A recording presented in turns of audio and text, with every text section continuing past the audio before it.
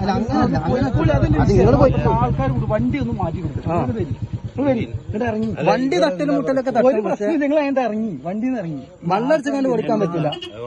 ആൾക്കാർ കാണുന്നത് വരി മണക്കുണ്ടോ? മണക്കണുണ്ടോ? ഞാൻ എവിടെ പോണൂന്ന് കളി ഇറങ്ങി ഇറങ്ങി സാറേ ഇറങ്ങി സാറേ ഇറങ്ങി. നിങ്ങളെ പേരെന്തേലും? ഇങ്ങനെ പോകാൻ പറ്റില്ല.